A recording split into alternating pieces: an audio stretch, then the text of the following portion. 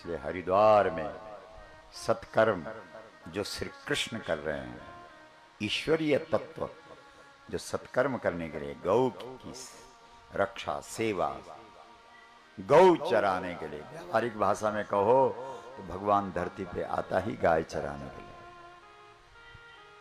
इतना बड़ा काम है गाय चराना। हमारे पुराणों में लिखा है, एक कदम जब तुम गौ चराते हुए आगे बढ़ते हो, एक अश्वमेध यज्ञ का फल मिलता है। एक कदम। बोलो।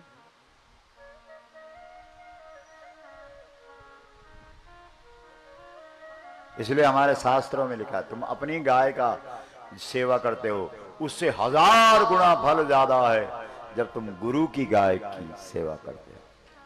हा?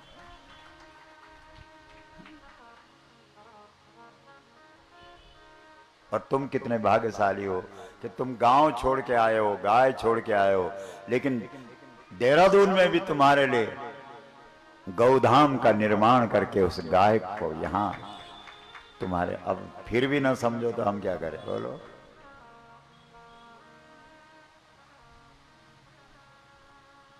कम से कम एक महीने में तो एक बार जाया करो। एक ही दिन तो रखा है, क्यों यशवंत जी, एक दिन रखा है ना वहां जाने का, जिस दिन वहां भंडारा वगैरह होता है? दूसरे रविवार। अपने आप भी जाओ, अपनों को भी ले जाओ, अपने बच्चों को ले जाओ, अपने रिश्तेदारों को बुलाओ, सबको ले जाओ, गौ दर्शन कराओ। दुनिया में सबसे सुंदर दर्शन, उतना सुंदर दर्शन न बद्रिकाश्रम का है न जगन्नाथ का है, जितना सुंदर दर्शन गाय का है।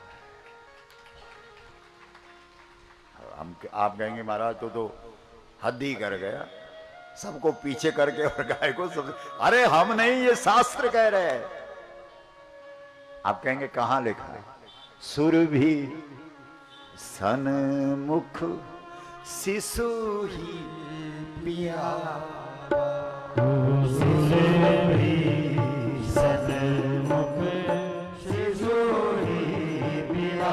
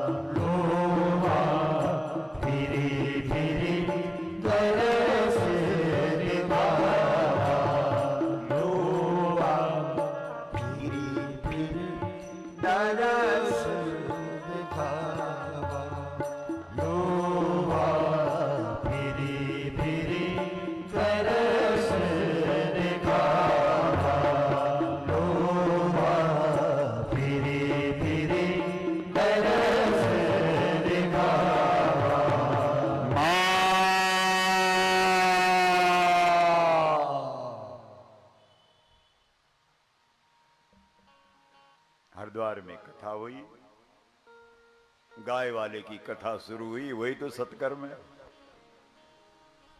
गाय वाले की कथा सुनो, गाय वाले का दर्शन करो, गाय वाले की कथा सुनो, इतने से भी बहुत कुछ हो जाता है। बोलो। और अगर गाय के ही दर्शन हो गए, केवल गाय वाले के दर्शन से दुनिया का सबसे बड़ा सत्कर्म हो गया। इसलिए हरिद्वार गंगा के तट पर सनकादि ऋषियों इस गाय वाले की चर्चा को आरंभ किया, जिसे श्रीमद् भागवत का नाम दिया गया, और मुख्य श्रोता के रूप में नारद जी को बिठाया गया। बोलो। आप चाहें तो नारद की भूमिका में हर व्यक्ति आ सकता है, जितने तुम यहां बैठे।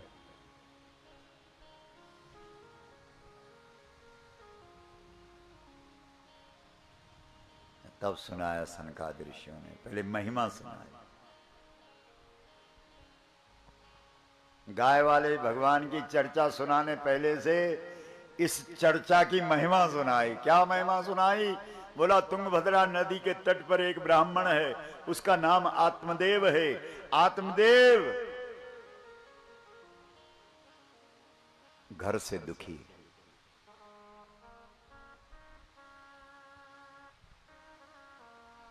और इतना दुखी है कि नाम रखा है आत्मदेव और आत्महत्या करने जा रहा है।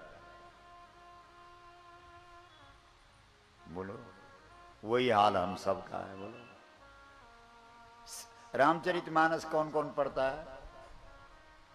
हाँ, जो रामचरितमानस है वो बताओ कि आत्महत्या की परिभाषा क्या है? रामचरितमानस किसको कहते हैं आत्महत्या?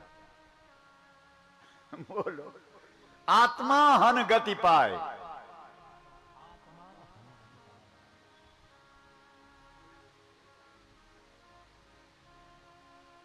बोलो, जो गाय वाले की कथा नहीं सुन रहा है वही आत्महत्या कर रहा है। सोचो।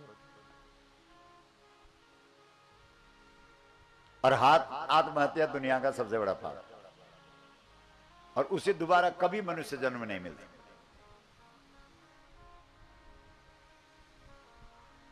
मतलब ही नहीं होता। कभी कीड़ा, कभी मकोड़ा, फिर कभी छिपकली, कभी चूहा, फिर आएगा उसी मकान पे जिस पे मनुष्य बन के रहता था। अब छिपकली बन के चिपका हुआ है उस पे दीवार, और घर वाले डंडे से और पता नहीं क्या क्या कर रहे हैं कि ये छिपकली भागे। भागे नहीं, दिन में भगाया, शाम को देखा वहीं पे पहुंचा हुआ। उसको क्या पता कि दादाजी। बोलो, सोचो, दोबारा मनुष्य बनने का मतलब ही नहीं।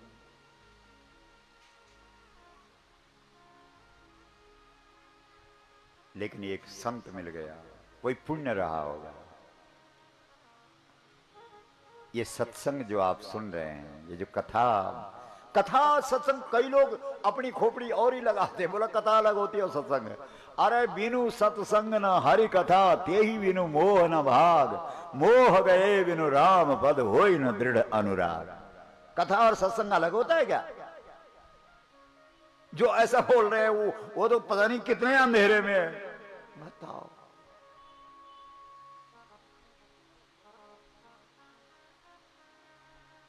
तो सनकाद ऋषि इस पावन चरित्र को सुनाते हुए कहते हैं कि एक संत मिल गया, उसको जो आत्महत्या कर रहा है।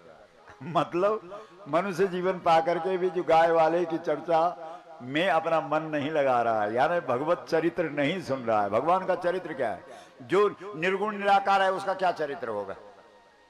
जो निर्गुण निराकार है उसका कोई चरित्र है क्या? बिनु पद चलई सुनई बिनु काना, कर बिनु कर्म करई विधि नाना, आनंद रहित सकल रस भोगी, बिनु वाणी वक्ता बड़ जोगी। उसका क्या चरित्र है? वो क्या करेगा? जिसका जो सगुण है वो क्या करेगा? कुछ भी नहीं करेगा। इसका मतलब चरित्र तो उसी का है जो सगुण है, निर्गुण का थोड़ी है चरित्र। और सगुण का क्या चरित्र है? कोई भी सगुण, जितने भी भगवान के सगुण अवतार हैं सबका पता करो क्यों आया। बोला विप्र धेनु धेनु धेनु धेनु, गाय के लिए आया। 24 के 24 अवतार किसके लिए हुए? गाय के लिए हुए। बोलो, एक जगह तो सिद्ध किया हमने इन 24 को, हमारी व्यासपीठ ने। वरा, नरसिंह, वामन, दत्त, नारद, सनकादि, ये सब गाय के लिए आए। व्यास, राम, कृष्ण, परशुराम। तो भगवत चरित्र, भगवान का चरित्र। तो जो भगवत चरित्र नहीं सुन रहा है वो आत्महत्या कर रहा है। और उसको एक साधु मिल गया, कोई पुण्य रहा होगा। साधु ने कहा क्या हो गया?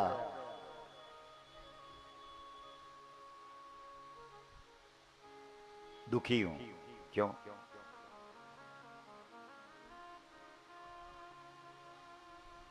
पत्नी से। क्यों? क्या हो गया? बोला धुंधली है। अगर ज्ञान अर्थ करो तो सुमति कुमति सबके उर रहे, सबके हृदय में दो प्रकार की बुद्धि है, एक सुमति है और एक कुमति। जहां सुमति तहां संपत्ति नाना, जहां कुमति तहां विपत्ति निदान। सुबुद्धि काम करे तब ना सुखी हो, कुबुद्धि काम कर रही है दुखी हो महाराज। फल चाहिए, क्या चाहिए? फल।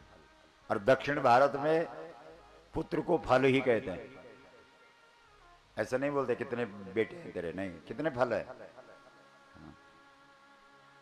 साधु ने फल दे दिया, पर उस फल को खाए तब ना। सत्संग के फल को कुबुद्धि के लोग कहां स्वीकार करते हैं, बोलो। और दुनिया में कोई भी फल हो, वो फल तभी देगा जब उसका संबंध गाय से जुड़ेगा। इसलिए कमाल कर गया श्रीमद् भागवत। उस फल को धुंधली ने किसको खिलाया? बोलो, अब बोलोगे महाराज हर जगह गाय को ले आता है। हम लाते हैं कि व्यास जी ने ला रखा है?